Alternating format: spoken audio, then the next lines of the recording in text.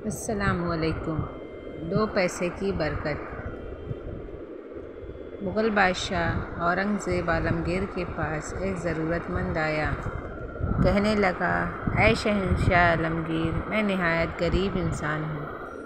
مجھے اپنی 2 جوان سال بیٹیوں کی شادی کرنی ہے، آپ میری مدد فرمائیں۔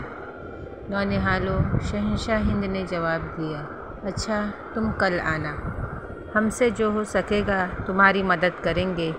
ضرورت مند چلا گیا۔ اسی شب شہنشاہ اورنگزیب نے لباس بدلا، بھیس بدلا اور نکل کھڑے ہوئے۔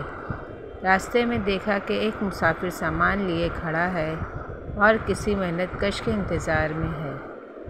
شہنشاہ ہند ایک محنت کش کے بھیس میں تھے۔ انہوں نے آگے بڑھ کر مسافر کا سامان اپنے سر اور پیٹھ پر لاد لیا اور جہاں مسافر نے کہا وہاں پہنچا دیا۔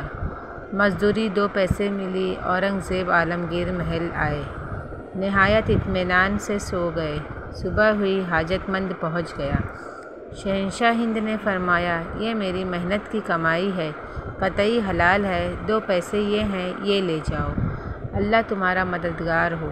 نونہالوں، وہ حاجت مند تو بڑا حیران پریشان ہوا۔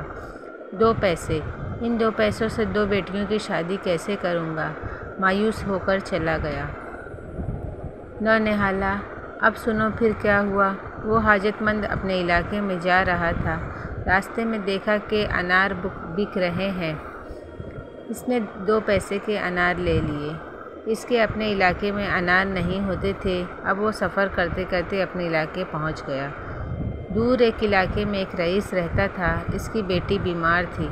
سارے علاج ناکام ہوئے۔ آخر ایک حکیم صاحب نے فرمایا، اس مریضہ کو اب انار کے رس کی ضرورت ہے، اس سے آرام آئے گا۔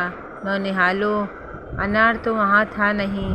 رئیس نے منادی کری، جو انار جلد فراہم کرے گا اسے انعام و اکرام دیا جائے گا۔ یہ بات اس حاجت مند تک پہنچی جس نے شہنشاہ اورنگزیب کی حلال کمائی 2 پیسے کے انار خریدے تھے۔ وہ انار فوراً ہاتھ میں حفاظت سے لے کر رئیس کے گھر پہنچ گیا۔ انار پیش کر دیے۔ جناب حکیم صاحب نے رس نکالا اور رئیس زادی کو پلا دیا۔